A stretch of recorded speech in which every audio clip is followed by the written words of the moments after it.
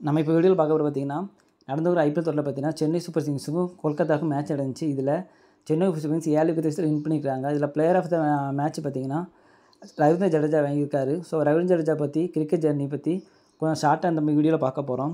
ரவீந்திர ஜடேஜா பார்த்தீங்கன்னா 1988 குஜராத் நவகம் கேட் என்ன இடத்துல பிறந்திருக்காரு. அவரோட அப்பா பேர் பார்த்தீங்கன்னா அனிருத் ஜடேஜா, அம்மா பேர் பார்த்தீங்கன்னா லதா. அவருக்கு ஒரு சகோதரி இருந்திருக்கிறாங்க. அவங்களோட ஃபேமிலி பார்த்தீங்கன்னா மிடில் கிளாஸ் ஃபேமிலி தான். அவரோட அப்பாவுக்கு பார்த்தீங்கன்னா சரியான வேலை இல்லாதனால அவர் கிடைக்கிற சின்ன சின்ன வேலையெல்லாம் செஞ்சுட்டு இருந்திருக்காரு. அவரோட அம்மா அரசு மருத்துவமனையில் நர்ஸாக பணிபுரிஞ்சிட்டு இருந்திருக்காங்க.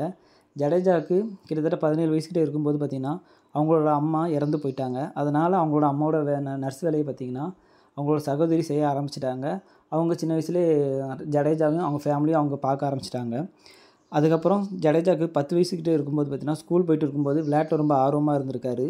கிரிக்கெட்டில் விளையாட ஆரம்பித்ததுக்கப்புறம் பார்த்திங்கன்னா அவங்க அக்கம் பக்கத்தில் இருக்கிறவங்க சீனியர் ஸ்டூடெண்ட்ஸ்லாம் பார்த்திங்கன்னா இவரை கேலி கிண்டல் பண்ணிகிட்டே இருப்பாங்களாம்.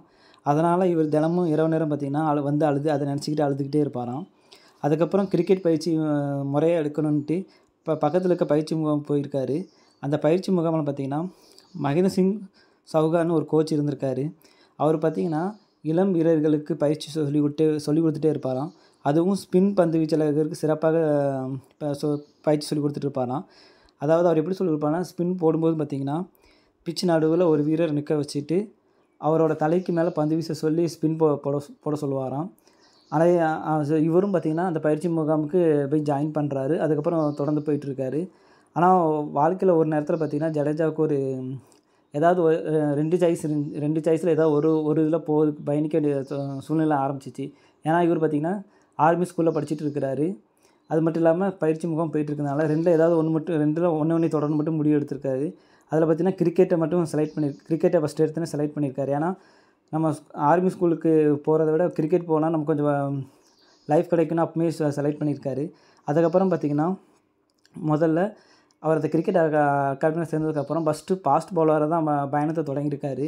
அதுக்கப்புறம் அந்த பயிற்சியாளர் சௌகன் பார்த்திங்கன்னா இவர்கிட்ட வந்து கொஞ்சம் அட்வைஸ் பண்ணியிருக்காங்க.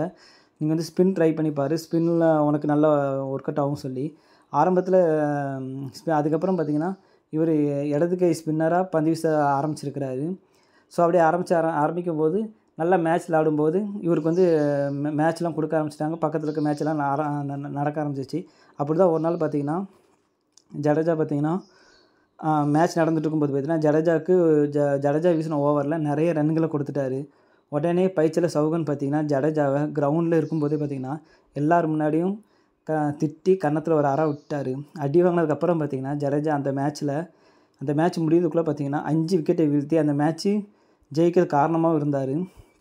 அதுக்கப்புறம் பார்த்திங்கன்னா ஜடேஜாவுக்கு 16 வயசு இருக்கும்போது 19 வயதுக்கு உட்பட்ட இந்திய கிரிக்கெட் அணியில் 2005 அவருக்கு இடம் கிடைக்குது.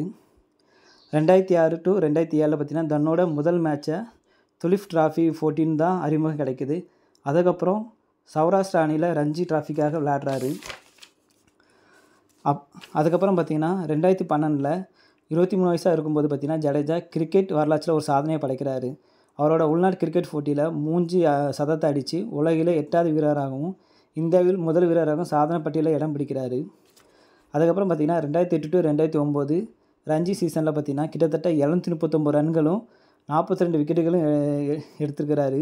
ஜடேஜாவுக்கு இவ்வளோ விக்கெட்டு ரன்ஸ் அடித்ததுனால ஜடேஜாவுக்கு பார்த்திங்கன்னா இந்திய அணியில் விளையாட அவருக்கு வாய்ப்பு கொடுக்குறாங்க. அதுக்கப்புறம் இந்திய அணியில் பார்த்திங்கன்னா பல போட்டிகளில் வெற்றி பெறுவதற்கு ஒரு ஆல்ரவுண்டராக இவர் சிறப்பாக செயல்பட ஆரம்பிச்சிட்டாரு.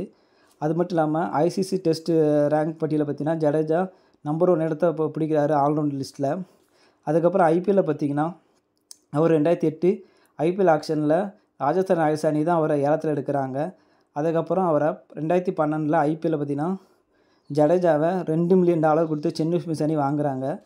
அதுக்கப்புறம் அந்த போட்டியில் விளாண்டுருக்காரு. அதுக்கப்புறம் சென்னை சூப்பர் கிங்ஸ் அணி பார்த்திங்கன்னா சூதாட்ட புகாரில் பேன் ஆனதுனால 2016 பார்த்திங்கன்னா குஜராத் லயன்ஸ்னு அணி பார்த்திங்கன்னா 9.5 கோடிக்கு வாங்குகிறாங்க.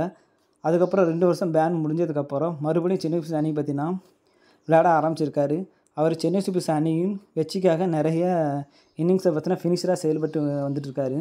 அதுக்கப்புறம் சென்னை சூப்பர் கிங்ஸ் அணியிலிருந்து பார்த்திங்கன்னா 2022 கேப்டன் பதவியை தோனி ரிசைன் பண்ணிவிட்டு ஜடேஜாவை கொடுக்குறாரு. ஆனால் கேப்டனாக ஜடேஜாவால் சிறப்பாக செயல்பட முடியாதனால மறுபடியும் தன்னுடைய கேப்டன் பதவியை பார்த்திங்கன்னா மறுபடியும் தோனிக்கிட்டே ஒப்படைச்சிருந்தார். ஒரு வீரராக அணியில் செயல்பட ஆரம்பிக்கிறார் ஜடேஜா. அதுக்கப்புறம் பார்த்திங்கன்னா இந்த வருட ஐபிஎல்லில் பார்த்திங்கன்னா சென்னை எஃப்சி அணியில் கொல்கத்தா நைட் ரைடர்ஸுக்கு நடைபெற்ற போட்டியில் பார்த்திங்கன்னா அதிரடியாக விளையாடக்கூடிய கொல்கத்தா அணியின் வீரர் பேட்ஸ்மேனுங்களாம் பார்த்திங்கன்னா இவரோட ஸ்பின் மூலமாக பார்த்திங்கன்னா கண்ட்ரோல் பண்ணுறாரு. அது மட்டும் இல்லாமல் 3 முக்கியமான விக்கெட்டை எடுத்து சென்னை அணிக்கான வெற்றியை நிலைநிறுத்துறாரு.